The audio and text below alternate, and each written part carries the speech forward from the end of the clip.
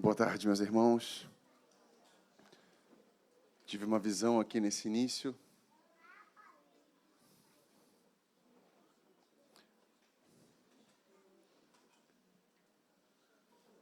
Do nosso amado Jesus lavando nossos pés, limpando a igreja.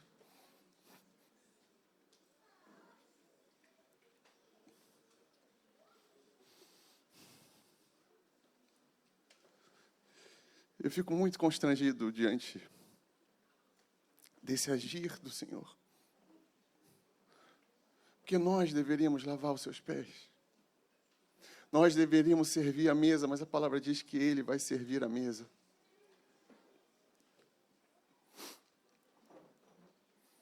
E eu tenho certeza que esses alertas de santificação é uma prova clara que Jesus está voltando. Se é tão bom louvarmos aqui, passar a eternidade diante do trono de Deus. Maranata. Vamos ver hoje um pouco mais a respeito do que vimos ontem, a respeito de entrega, de santificação. E quero separar esse momento da tarde ao vermos a santidade de Deus. Eu passei a vida toda cantando que Ele é santo, santo, santo. Aí um dia, no meio do louvor, eu fiquei pensando assim, o que eu sei sobre a santidade de Deus, de fato? E eu percebi que eu cantava por cantar, muitas vezes. E a gente tem um grupo de discípulos que anda conosco lá em casa, a gente fez um retiro em Gramado, e a gente foi meditar sobre os atributos de Deus, pegamos 10 atributos. E quando entramos em santificação, eu estudei, mergulhei nesse assunto. E comecei a perceber que, por mais que a Bíblia fale muito sobre a santidade de Deus, é um dos atributos que não é comunicável a nós.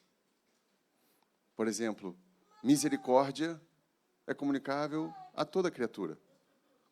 Se alguém rouba o nosso carro, aí depois devolve aqui arrependido e pede, não me entrega a polícia, a gente pode exercer misericórdia, a gente entende a misericórdia. A igreja e quem não é santo.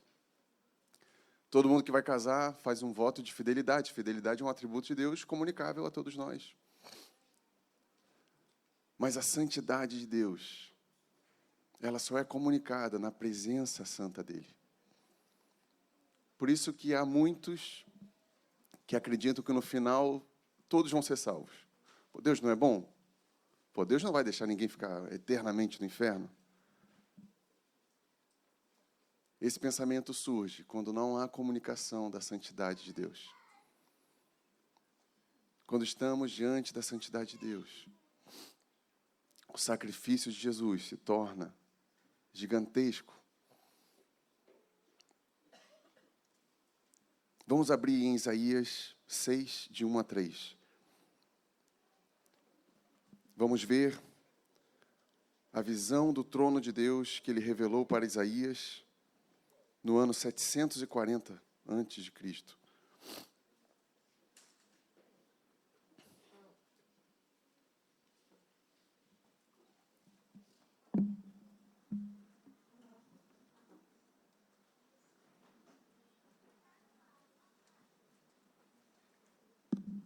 Queria pedir para um varão com uma voz poderosa ler para a gente.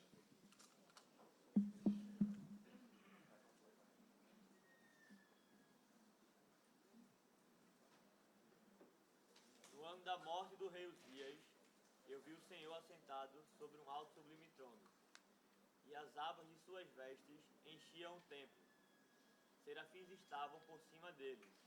Cada um tinha 6 asas, com 2 cobria o rosto, com 2 cobria os seus pés, e com 2 voavam.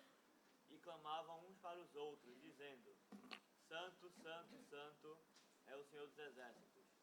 Toda a terra está cheia da sua glória. Amém.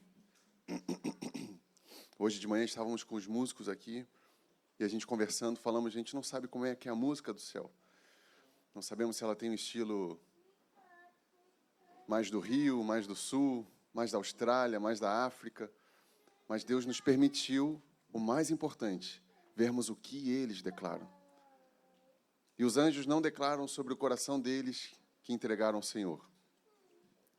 nem de ter resgatado eles quando foram tentados por Lúcifer a sair junto com o terço.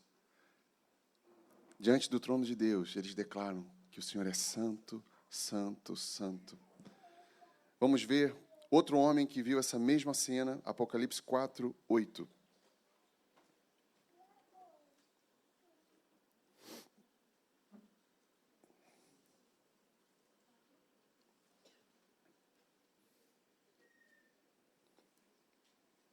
Mais um varão para ler para a gente.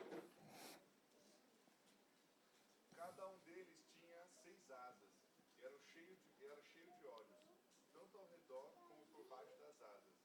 Dia e noite repetem sem cessar: Santo, Santo, Santo é o Senhor, o Deus Todo-Poderoso, que era, que é e que há de vir. Aleluia.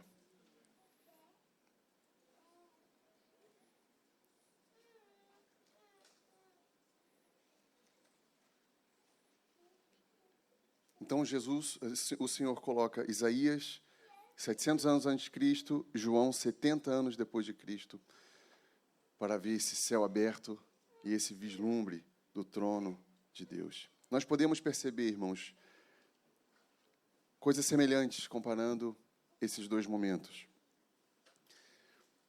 Uma delas, a primeira, é que o cenário tanto de Isaías como de João eram com circunstâncias na terra de sofrimento. Em Isaías começa a visão dizendo: no ano que o rei Uzias morreu. Isso nos fala muitas coisas. Uzias era um grande rei de Judá, e embora ele tenha tido um reinado longo, ele reinou por 52 anos, e um reinado muito próspero, a Bíblia diz que ele se tornou orgulhoso e arrogante. Isso está lá em 2 Crônicas 26:15, falou: divulgou-se o nome de Uzias até muito longe, porque foi maravilhosamente ajudado até que se tornou forte. Mas depois que se tornou forte, exaltou-se em seu coração até se corromper. E transgrediu contra Deus, porque entrou no templo do Senhor para queimar incenso no altar do incenso. Uzias se tornou tão grande, tão forte, tão confiante de si mesmo, que ele foi fazer até o que era a função do sacerdote, que era queimar incenso para Deus. Deus se irou contra esse rei e colocou uma lepra mortal sobre ele. Isaías está vendo o céu exatamente no ano que esse grande rei tinha morrido de lepra, ferido pelo Senhor. Historicamente, todas as nações que perdem seu líder, existe um luto natural, orgânico que acontece. John Kennedy, quando foi assassinado, os Estados Unidos ficou por mais de um mês em luto. E aí não é esse luto de colocar a bandeira meia-mastro, é a nação prostrada, desanimada, porque o seu grande líder foi assassinado. Isso era exatamente assim em Israel. João está numa ilha de Patmos, provavelmente fugindo de Domiciano, que era foi o imperador mais cruel da igreja naqueles anos. Eusébio de Cesareia, que é um historiador da igreja, conta como é que foi a morte dos apóstolos. Todos eles morrem torturados. Apenas um não, que é João. Mas Eusébio conta que João foi mergulhado em óleo quente. Mas por um milagre, ele não morreu. Podemos visualizar um homem, já velho, provavelmente com a sua pele com as marcas de queimadura, fugindo de perseguição. É muito mais fácil a gente sofrer junto, né? Quando a gente sofre sozinho, parece que dá aquele vazio. Então sabemos que João também está diante de um cenário deste mundo de sofrimento. E por que nós estamos percebendo isso? Porque eu sou prova viva e eu tenho certeza que muitos de vocês aqui já perceberam que muitas vezes Deus usa o sofrimento para nos achegar mais perto dele. Embora, como falamos ontem, nós fugimos do sofrimento, a gente faz tudo para procurar o conforto, Deus não tem muito problema em nosso sofrimento. E são daqueles mistérios de Deus. Muita gente está sofrendo e fala: Senhor, tu não me ama? Minha filha, Luísa, que é a que foi mais disciplinada até agora, e a que mais pede disciplina também. Ela, Quando eu estou disciplinando ela, eu olho para aqueles olhinhos, ela assim, papai, eu não vou fazer de novo. Ai, né? Mas naquele momento eu não me envolvo sentimentalmente. Eu sei que o meu amor vai ser expressado na disciplina, mesmo ela não entendendo.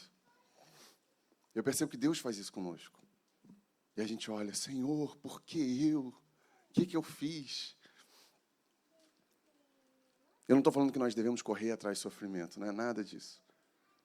Mas antes de começar a repreender o diabo e pedir livramento, percebamos o que Deus pode estar querendo nos mostrar. Os lugares da nossa alma que Ele consegue entrar quando estamos completamente desarmados, humilhados.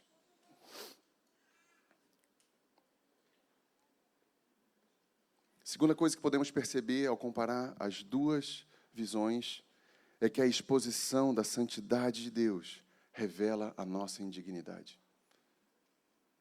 Revela o nosso pecado.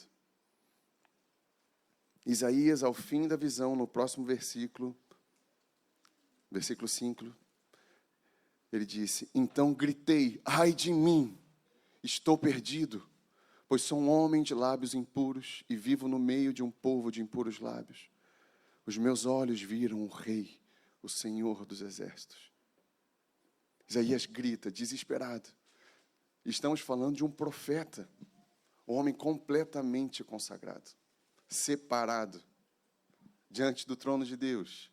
Grita, desesperado, por ser um homem de lábios impuros. João, no início de Apocalipse, quando começa a visão, diz, quando o vi, caí aos seus pés como morto. Um grita desesperado, o outro cai como morto. A santidade de Deus, a presença de Deus, gera uma reação em nós. Estamos falando hoje de manhã, nós podemos aqui, como ministros de louvor, pedir para a igreja fazer um monte de coisa. Mas eu tenho certeza, irmãos, quando a igreja vê o Senhor, ela tem uma reação. E essa reação se chama adoração. Não precisa de manivela nenhuma. Além de Isaías e João, nós vemos reações semelhantes a essas em outros que viram que Jesus era o Santo de Deus. Um dos exemplos é quando aqueles discípulos de Jesus estão pescando, eram muitos deles pescadores profissionais. Meu sogro é um pescador, não profissional, mas é um bom pescador, com tarrafa. E aí a gente chega na praia, é muito engraçado, assim, porque tem os cacoetes de pescador. Daí ele já fica olhando assim, ó, ali tem papaterra. Não sei se tem papaterra, é o nome aqui. É um peixe que tem lá, deve ter outro nome aqui. São Peter tem aqui? Ih, caramba! Tilápia? Ah, aleluia. Já achei que eu estava em outro país. Oi? Sardinha tem, mas não ali onde ele estava. Tilápia, digamos. Ele olha, ele já vê onde é que tem os cardume e tal. Aí eu olho para ele assim, tá brincando ou falando sério? Não, tu não tá vendo? Tá nítido? Eu não. Se meu sogro, que não é profissional, tem essa visão, imagina Pedro, que fez isso a vida inteira. Eles passam a madrugada toda, não tem um peixe. Chega de manhã, chegam em Jesus, Jesus fala assim, ó, joga a rede naquele lado ali. Imagina Pedro olhando para Jesus. Tu sabe tudo sobre esse negócio de ser santo, Deus, mas pescador, nós somos melhores. E é engraçado que Jesus não responde nada, e Pedro fala, imagina que Jesus ficou olhando para Pedro, assim, esperando cair a ficha. Aqui, ó, isso está em Lucas 5, 4 a 8. Pedro respondeu, mestre, havendo trabalhado a noite toda, nada apanhamos, mas sobre a tua palavra lançarei a rede. Fazendo isso, apanharam grande quantidade de peixes, e as redes deles começaram a se romper. Então fizeram sinais aos companheiros do outro barco, para que fossem ajudá-los. E encheram ambos os barcos, a ponto de quase afundarem.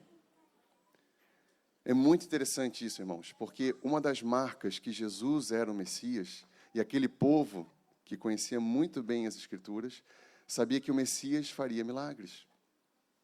Lembra quando João Batista está preso e manda alguns espias, discípulos dele, para ver se Jesus realmente era o que devia vir ou teria que aguardar outro? Jesus não fala que ele é o Messias. Ele fala assim, ó, vê de tudo que vai acontecer e contem para ele. os mortos foram ressuscitados, cegos viram, surdos ouviram, porque ele sabia que se João Batista ouvisse esse testemunho, saberia que Jesus é o Messias. E Pedro sabia, diante daquele milagre, que Jesus era o Santo de Deus. Qual é a reação de Pedro? Muito semelhante à de João e Isaías. Vendo isso, Pedro prostrou-se aos pés de Jesus, dizendo: Senhor, afasta-se de mim, porque sou pecador. A presença santa de Deus revela a nossa indignidade. Muitas vezes entramos em discussões legalistas como: pode fazer tatuagem? Pode ouvir música secular? Pode beber bebida alcoólica? Eu confesso, irmãos, que eu não gosto desse assunto. Porque diante da presença de Deus, eu quero ser santo. Eu não quero ficar na corda bamba do que eu posso, do que eu não posso. O que eu percebo logo é que entre nós, muitas vezes, falta a santa presença de Deus. E fazemos perguntas como essas. E é bom perguntar, o problema não é perguntar. A santidade de Deus é conhecida como o atributo dos atributos de Deus. Nenhuma outra perfeição de Deus recebe tamanho destaque, tamanha ênfase na Bíblia. Em muitos idiomas, e como o nosso, quando a gente quer, se alguém está anotando aí, quer dar um destaque para uma palavra, sublinha, ou pinta ela, ou circula. Os judeus tinham a mesma prática, mas eles tinham uma que nós não temos, que era mais importante para eles, que era a repetição das palavras. Vocês lembram que Jesus muitas vezes falava: em verdade vos digo? Era como se fosse assim: prestem atenção agora no que eu vou falar. Quando Jesus falava em verdade, os discípulos paravam e vai ter coisa importante. Inclusive, Jesus, na Bíblia, tem 7 vezes que o nome da pessoa que Deus vai falar é repetido duas vezes. Uma delas é Pedro, que ele fala: Pedro, Pedro. Que naquele caso era o diabo está pedindo para esmagá-los. Sempre que tem repetição, vem coisa muito importante, muito séria. E não há nenhum atributo de Deus que é repetido 2 vezes. Mas tem um atributo que é repetido 3 vezes. Que é santo, santo, santo. Eu imagino aqueles serafins, nesse momento, enquanto estamos aqui, isso está acontecendo. Imagino aqueles serafins que falam que eles olham uns para os outros, mostrando: santo, santo, santo é o Senhor. Não estão nem declarando a Deus, uns para os outros, de tamanha glória que eles estão vendo. A santidade de Deus é elevada ao 3º grau de repetição, chamada tríplice ênfase. Não vemos em nenhum momento os anjos declarando que Deus é amor, amor, amor. Nem que Ele é ira, ira, ira, ou justo, justo, justo. Porque a santidade de Deus, ela veste todos os atributos de Deus.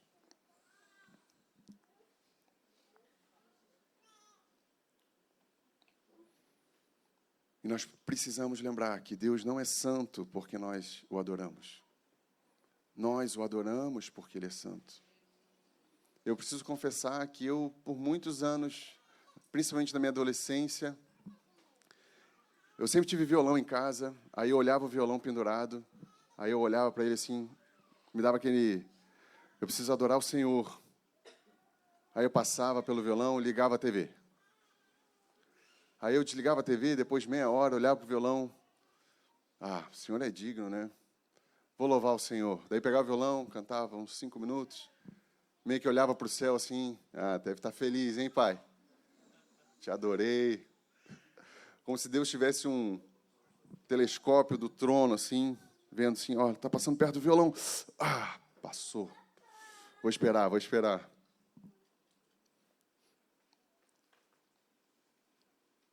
Até que eu me arrependi dessa forma pecaminosa de ver o Senhor. O Senhor não precisa da nossa adoração, irmãos. Isso é novidade para alguns. Ele não precisa de nada. Deus é suficientemente satisfeito na sua própria glória. Nós o adorarmos é um presente que ganhamos. Nós vermos o Senhor é um presente que Ele deu a cada um de nós. Logo, nós precisamos desassociar música de adoração.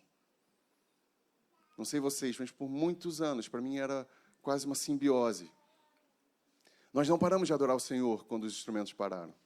Nós estamos adorando agora, ouvindo a sua palavra. Vamos estar adorando quando formos jantar. No banheiro nós adoramos a Deus, irmãos.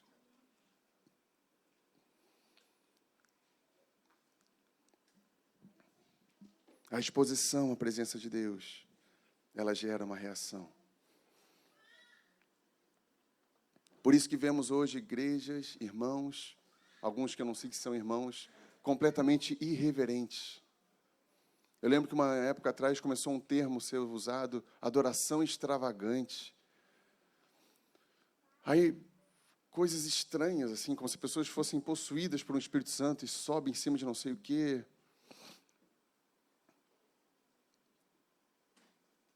Os serafins cobrem o rosto para adorar o Senhor. Nós precisamos lembrar que o Senhor, que nos dá vida, Ele é o mesmo Deus que quando um homem se botou a mão na arca para ela não cair, ele caiu fulminantemente morto. Alô, ei. Ele não tinha autorização para tocar na arca. Precisamos vigiar para não separar o Deus do Antigo Testamento e o Deus do Novo. Parece que o Deus do Antigo Testamento é um Deus da guerra, do sangue, que permite Davi matar 1000 homens, Sansão 1000 homens. E pós nova aliança, dá uma face e tem que dar outra. Irmãos, tudo isso é verdade, mas existe um só Deus. Precisamos ver com maturidade quem é o Senhor e qual é a santidade dele.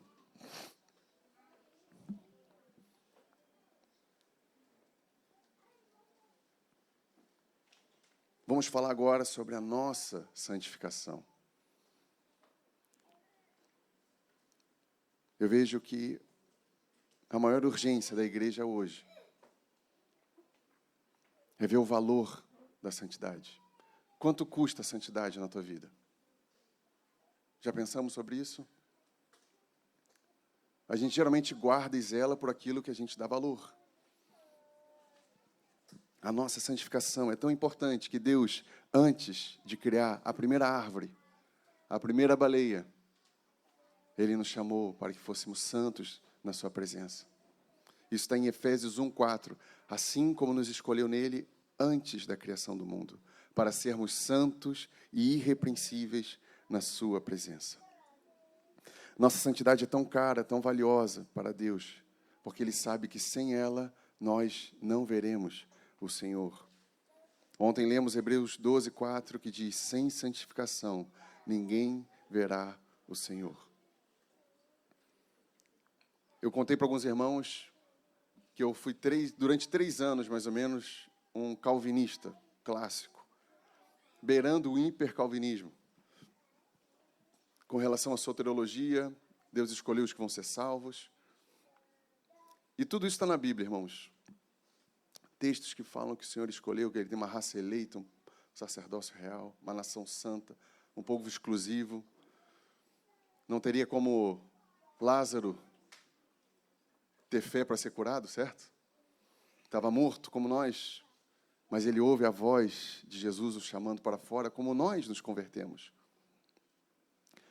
Mas depois, andando com os irmãos lá em Porto Alegre, uma vez perguntei para Telmo, que é um dos nossos pastores mais antigos: Telmo, como é que vocês veem a salvação? Ele falou: nós somos arminianos. Aí para mim foi um choque, assim, eu estou numa igreja arminiana.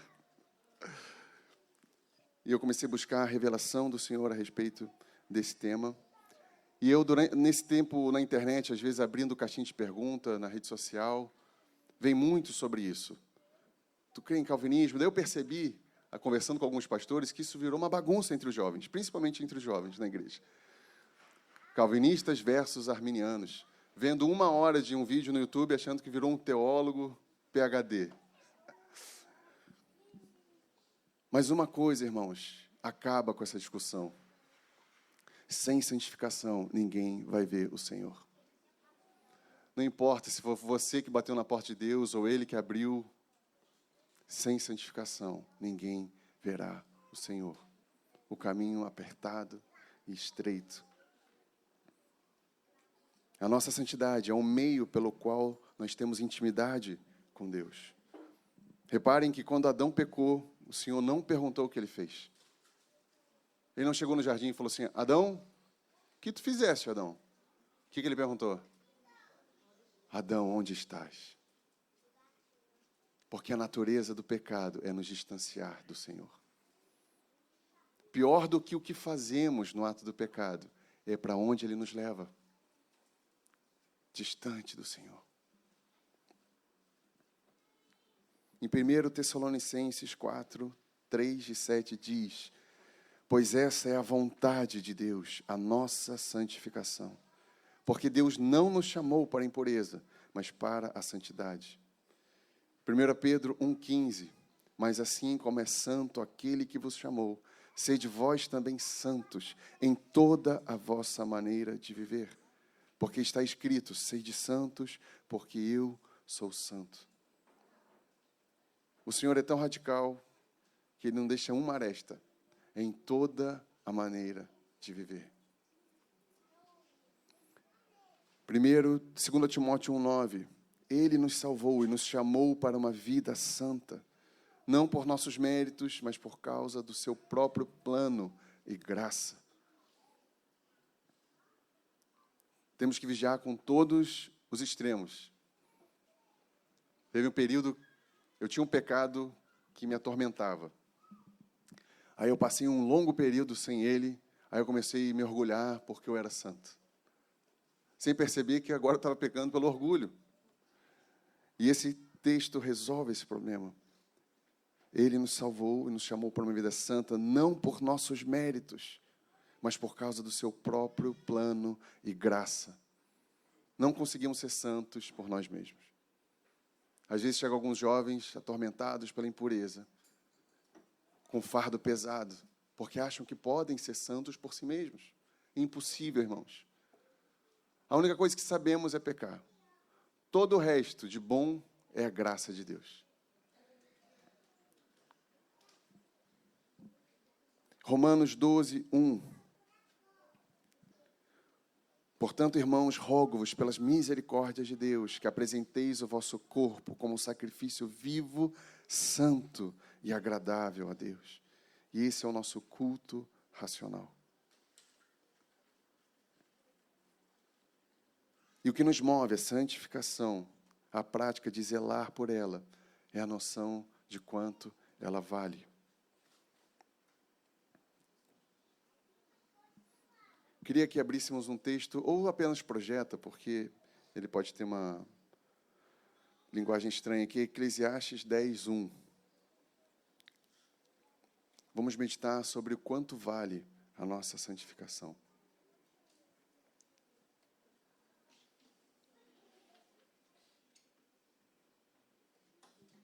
Vamos ler.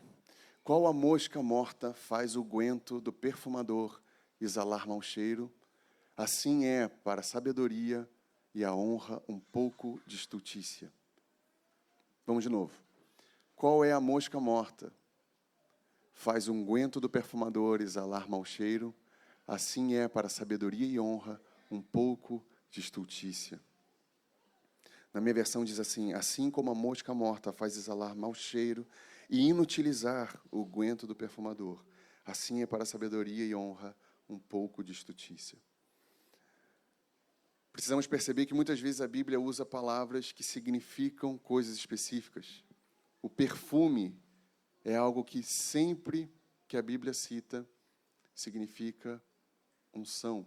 No Antigo Testamento, o perfume na época era feito de uma forma, eles exprimiam pétalas e outras especiarias. Logo, um perfume, para tu fazer um 100 ml de perfume, era um trabalho muito custoso, muito lento. Quando aquela mulher, a pecadora, chega aos pés de Jesus e derrama aquele unguento. As pessoas ficavam escandalizadas porque era algo muito valioso.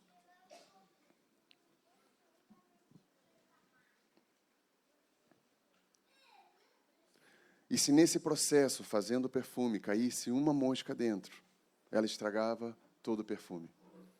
Imaginemos que eu sou um pai de família e a minha profissão é ser perfumador. Aí eu estou fazendo 100 ml, aquilo ali vai ser o salário do mês inteiro. Imagine que eu vou almoçar, minha esposa chama e eu deixo o frasco ali e eu volto e tem uma mosca morta. Essa era a realidade do perfumador. Um trabalho delicado. Vemos que o óleo é essa figura da unção. Em Êxodo 30, 22, diz: vemos o Senhor dando a Moisés instruções para fazer o óleo. Então o Senhor disse a Moisés, é Deus falando para Moisés, toma as melhores especiarias, 500 ciclos de mirra líquida, disto fará o óleo da santa unção, uma loção composta com a arte do perfumista, e essa será a unção, o óleo da santa unção. Vamos fazer um paralelo aqui, então, queridos. O perfume representa a unção. E a mosca morta, as impurezas. Pequenos pecados. Mosca é algo pequeno, às vezes fica aquele zzz, a gente dá um tapão no ouvido. Difícil de matar.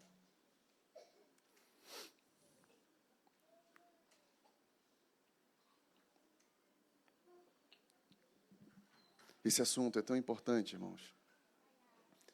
Eu falei hoje para os músicos que às vezes eu vou em alguns lugares onde está tudo certo, mas nitidamente falta unção. Porque muitas vezes, quando o foco vira o evento do culto, a vida nossa gira em torno do culto, enquanto que a igreja é sal espalhada nessa terra. Eclésia significa chamados para fora. É maravilhoso esse tempo que estamos tendo aqui de edificação, mas o nosso chamado é para fora. E quando eu vou em alguns lugares desses, eu percebo que entrou algumas moscas nesse perfume e matou justamente o poder da igreja, que é a unção. E o nosso poder vai ser medido por isso. E hoje, ao falarmos de santificação, podem ver, esses grandes coachings, pregadores, não falam de arrependimento. Não falam de negar a si mesmo, tomar a cruz, falam de conquistas. E o assunto santificação fica muito ligado a regras, uma lista do que pode e uma lista do que não pode. Reduzimos a graça de Deus ao voltarmos para a lei. Mas nada disso, santificação não é sobre uma lista do que podemos ou não podemos, mas é sobre vermos o Senhor. Esses dias eu vi um grande exemplo, uma ilustração maravilhosa sobre fugir do legalismo. O marido tinha acabado de casar com a esposa, no primeiro dia ele chega em casa, do trabalho, oi meu amor, tudo bem? Daí ela fala assim, meu amor, pode lavar aquela louça enquanto eu vou estendendo essa roupa? E ele fala, isso é uma questão de divórcio? E ela, como assim? Se eu não lavar a louça, é uma questão de divórcio? Ela, claro que não. Ele, tá bom. Ele sentou no sofá, ligou a TV, não lavou a louça. No outro dia, chega ele e ela fala, querido, tu pode tirar as roupas da máquina, bota em cima da cama? E ele, é uma questão de divórcio? Tirar as coisas da máquina, se eu não tirar, é questão de divórcio? Dela, o que está acontecendo contigo? Claro que não. Então, não vou tirar. É engraçado. Mas muitas vezes temos a mesma relação com Deus. Senhor, se eu colocar tatuagem, eu perco minha salvação? Não. Maravilha. Vai lá, bota lá. O nome da minha pretendente, sei lá. Bota um versículo. Santificai-vos.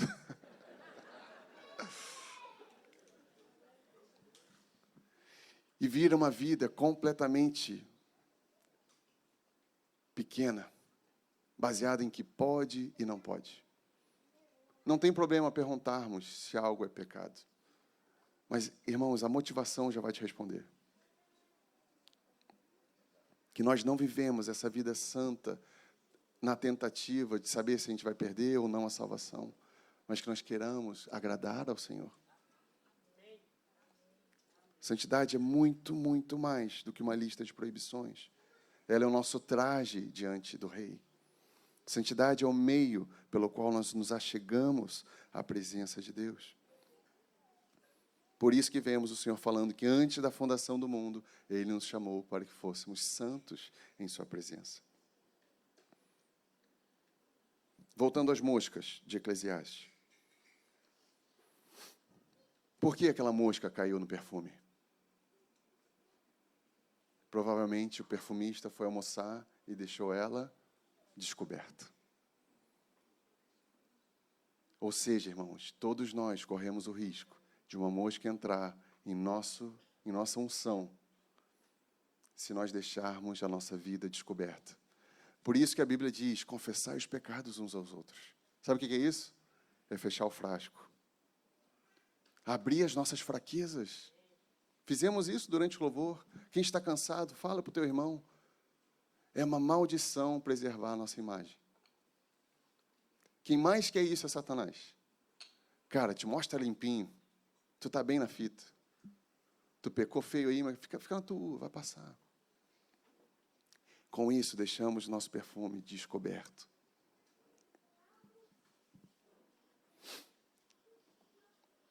Em Gálatas 5:9 diz, um pouco de fermento leveda toda a massa. Às vezes são pequenas coisas, pequenas liberdades que nos damos, só que elas vão crescendo, crescendo. Aquelas frases, não vai dar nada. Ok, eu vou só até aqui, daqui eu não passo. Às vezes, aqui em Recife não deve acontecer, aqui em Olinda, mas às vezes em Porto Alegre acontece assim, fulano, tu viu o que a Cláudia fez? Vamos orar por ela?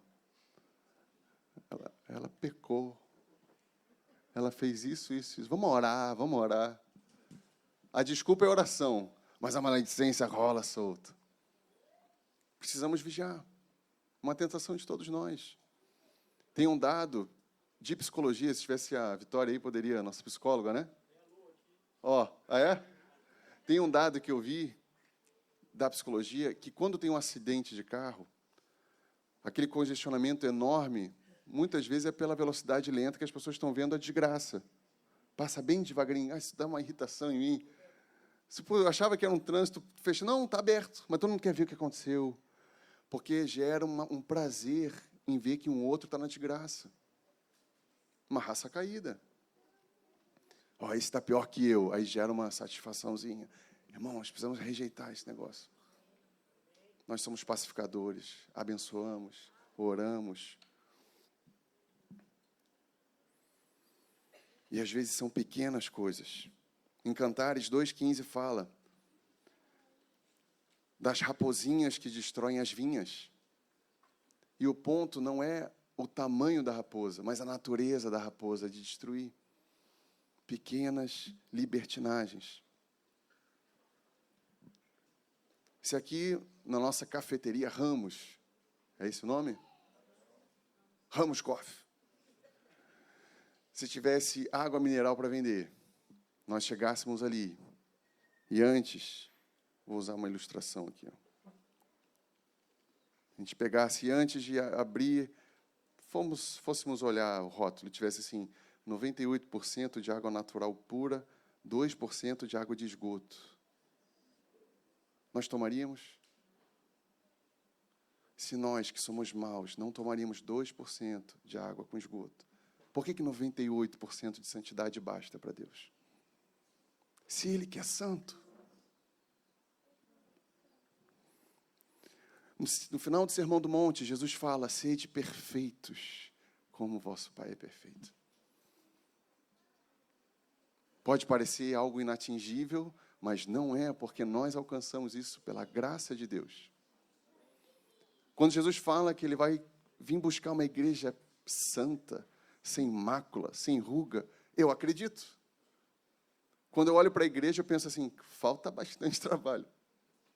Mas eu acredito, porque foi Ele que disse. É o que falamos ontem. O apóstolo Paulo não estava se comparando a Pedro, a Judas. Ele olhava para a santidade de Deus e falava: eu sou o maior dos pecadores.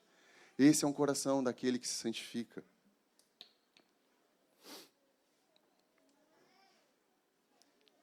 E quando nós nos tornamos tolerantes com pequenas impurezas, elas acabam nos aprisionando, irmãos. Quando a gente era criança, né, não sei vocês, mas eu sempre ouvi assim, ó, filho, o diabo não vai vir com vermelho, cuspindo enxofre. Ele vai aparecer com uma bela donzela. E é isso mesmo.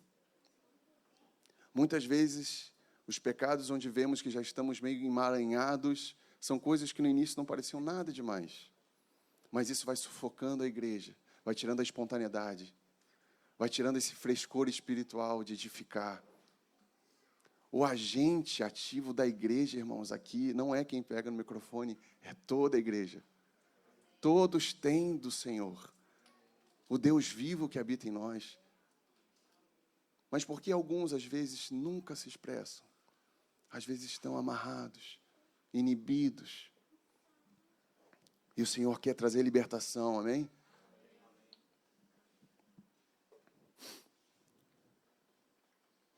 Ao percebermos o valor da santidade, nós corremos para ela.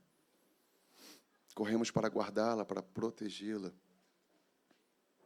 Eu ouvi outra ilustração a respeito de como mensurar a santidade.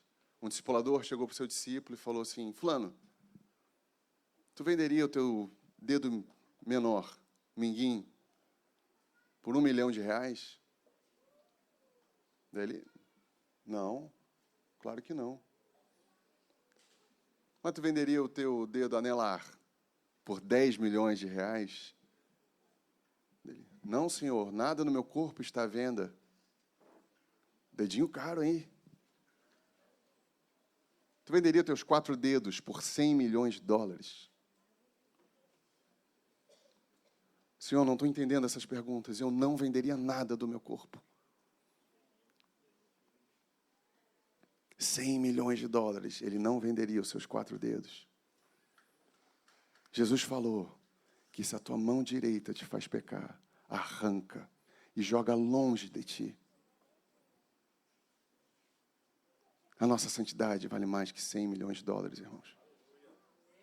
A nossa vida eterna é imensurável. Precisamos clamar que o Senhor nos mostre o valor da nossa santidade.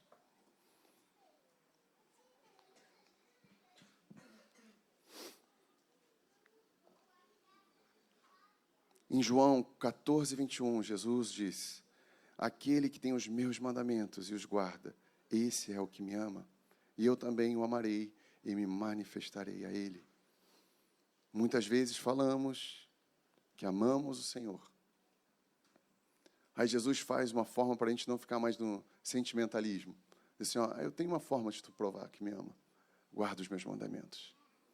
Sendo a santificação o principal. Quando eu falo que eu amo Jesus, eu sempre lembro disso. Aquele que me ama é o que guarda os meus mandamentos. E eu faço um check-out. Check-up. Check-out eu vou fazer depois. Em Êxodo 3, 4-5, temos aquela história onde Moisés tinha saído do Egito, imaginando que nunca mais voltaria. Todos conhecemos a história. Aí, quando ele faz 80 anos de idade, ele é conduzido, uma ovelha sai correndo, ele é conduzido a um lugar onde ele vê uma sarça pegando fogo. Lembramos dessa história? Aquela sarça ardente, onde não consumia a sarça. Vendo o Senhor que ele se voltava para ver, do meio da sarça, Deus disse, Moisés, Moisés. E ele respondeu, eis-me aqui. Não se aproxime. Tire a sandália dos pés, porque o lugar em que tu estás é terra santa. Sabemos que a sandália é uma figura de impureza, com a sujeira do mundo. E Deus fala, tira a sandália dos pés. Eu percebo hoje, nesses dias que estamos vivendo, que essa palavra tem sido dita a nós. Fulano de tal tira a sandália dos pés. Não tem espaço para mais impureza nenhuma, irmãos. Nada, nada, nada, nada. Esse é um culto racional. É uma decisão racional de abrir mão dos pecados de estimação. Aqueles que ninguém vê, que ninguém sabe, pensamentos de mal contra irmãos. Na pandemia, nós adquirimos uma prática lá em casa. Nós colocávamos um banquinho, tirávamos o sapato fica na frente e a gente fica sem sapato em casa. Tanto quando eu fui entrar na casa do Paulo, perguntei, tira o sapato? Para mim já está tão automático. E estamos com essa prática. E me parece que nesses dias o Espírito Santo está colocando um banquinho diante de nós para facilitar tirarmos a sandália dos nossos pés.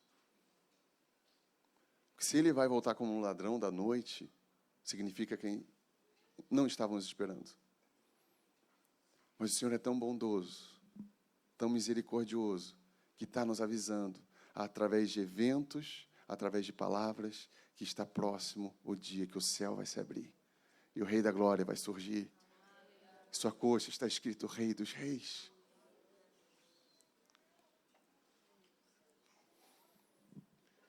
Quem é pai sabe, né? A gente levanta os filhos de manhã com toda a doçura, né? Eu falo lá, Luísa, filhinha, acorda. Aquilo ali parece que ela ouve assim, dorme mais. Eu, quando era criança, tinha uma Kombi que nos buscava para ir para a escola. Aí a minha mãe chegava e falava, filho, acorda. Aí, beleza, passava 5 minutinhos, ela voltava, Marcelo, acorda. Aí eu, aham. Às vezes acontecia de a Kombi estar chegando, aí a minha mãe abre a porta do quarto, tá eu deitado. Vocês acham que ela fala? Ah, filhinho, que amor, tão bonitinho. Marcelo, acorda! Eu penso que Deus está fazendo isso. Avisou muitas vezes. Porque quando nós falamos volta de Jesus, podemos também lembrar de morte física, irmãos. Esses 2 eventos nos levam para a eternidade. E o Senhor está, para alguns, dando aquele chacoalhar. Desperta, ó tu que dormes. Te levanta. Às vezes, irmãos, anos sem frutificar. O que está acontecendo, irmão? Acorda, meu irmão, acorda. Não precisa estar aqui na frente, não precisa ter título nenhum na igreja para servir, irmãos. Tem jovem que está esperando receber um bastão para sair correndo. Na corrida de bastão só pega quem está correndo. Acorda. Isso é amor do Senhor.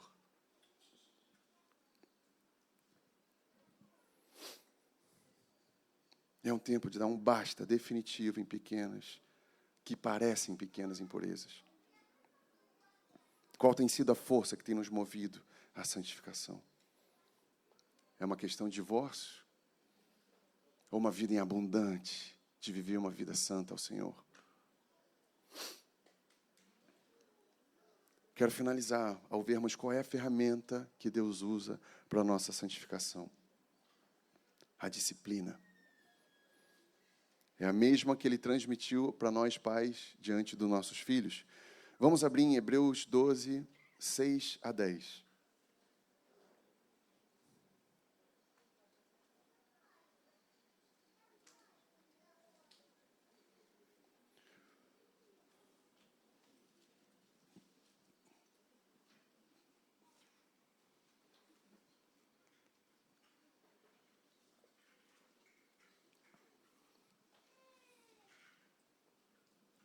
Vou ler na minha versão aqui. O Senhor corrige o que ama e açoita a qualquer que recebe por filho. É para a disciplina que perseverais. Deus vos trata como filhos. Pois que filho há que o pai não corrige? Mas se estáis sem correção, de que todos têm se tornado participantes, logo sois bastardos e não filhos. Além disso, tínhamos os nossos pais, segundo a carne, que nos corrigiam, e nós o respeitávamos. Não havemos de estar em muito maior submissão ao Pai espiritual e então viveremos?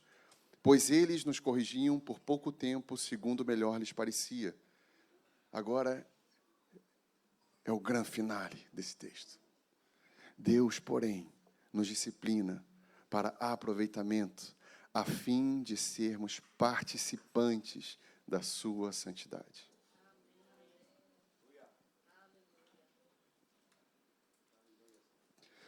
Que coisa linda, irmãos. Deus nos disciplina para sermos participantes da sua santidade. E a disciplina é diferente do juízo. O juízo de Deus foi totalmente saciado no seu Filho, no Cordeiro Santo, derramando o seu sangue. A disciplina é o processo de santificação que estamos. É o desenvolvimento da nossa salvação. Filipenses 2,12 diz: desenvolvei a vossa salvação com temor e tremor, porque é Deus quem efetua em nós tanto querer como realizar segundo a sua boa vontade. Muitos sofrimentos em nossa vida não têm explicação, mas eles têm um propósito.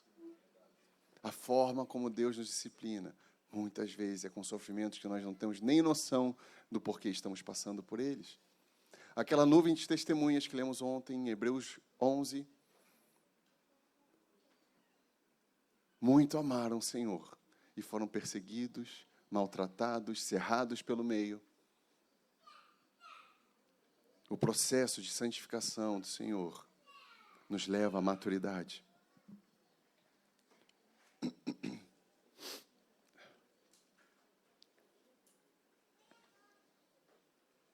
Há um consolo do próprio Deus durante a sua disciplina. É que nem eu lá com minhas filhas, e todos os pais aqui sabem. Eu olho no olho dela e falo: filha, agora tu não entende. Mas quando o papai já tiver partido para a glória, tu vai lembrar que ele muito te amou em cada varadinha dessa. É a mesma forma como o nosso Pai Celeste. Existem coisas que nós sofremos, que nós plantamos para colher, né? Se eu abrir mão de um princípio de Deus, eu vou arcar com as consequências. O que eu estou falando é daquilo que nós não plantamos de mal e colhemos. Conheço um menino que não fez nada para ter os seus pais divorciados. Ele não foi culpado. Só que ele passou a infância inteira longe do pai.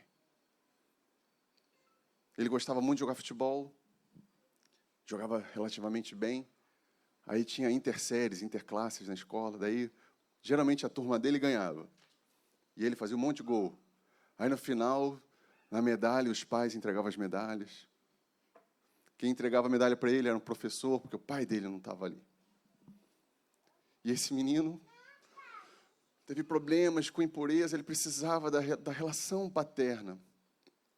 Uma vez ele estava andando na rua, jogando futebol, e jogava com o braço meio assim, aí os vizinhos assim, que não estavam nem aí com bullying, né? Ainda bem. E que isso? Essa mãozinha aí. Sim, ele só tinha referências femininas. Sofreu demais por não ter o pai presente, e ele não fez nada para o divórcio deles. Esse menino cresceu, irmãos, e viu que foi guardado e cuidado pelo Senhor, e que boa parte do seu sofrimento era a disciplina do bom pai. Quando ele percebeu isso, ele parou de murmurar. Ele começou a falar: obrigado pela tua paternidade, Senhor, porque cada lacuna foi preenchida por ti. E muitos dos sofrimentos que esse menino passou, hoje, servem para edificar outros. Eu sei dessa história, porque esse menino sou eu. Eu sei que muitos têm realidades parecidas. Vamos no médico e descobrimos que estamos com câncer. O que fizemos para colher isso? Ou que um ente querido está doente, sofrendo, um filho.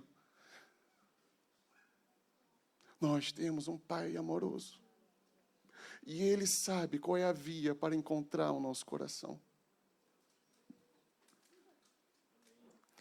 Deus é verdadeiro e mentiroso, todo homem. Guardemos a santidade do nosso Senhor em nossas vidas, irmãos. Não rejeitemos os seus açoites e as suas disciplinas, porque com elas nós nos tornamos participantes da sua santidade. Te louvamos, Senhor. Te louvamos, Senhor. Fomos adotados por Ti. Não somos órfãos, Senhor. Fomos incluídos nessa família. E nós agradecemos a Ti como filhos pela Tua disciplina, Senhor. Nós agradecemos pela honra de receber varadas do nosso bom Pai. Mesmo que não entendamos, Senhor, em alguns momentos, nós queremos participar da Tua santidade. Não há outro lugar para nós, Senhor. Não há outra via, Senhor. Tu tens pavimentado um caminho para Ti, chamado santificação, e nós queremos andar por ele. Queremos ir na contrafluxo deste mundo. Queremos nos alegrar em ser diferente deste mundo, Senhor. Traz graça, a Tua graça para essa congregação aqui, Jesus. Uma congregação santa, forte, fortificada nesse caminho de santificação. No nome de Jesus.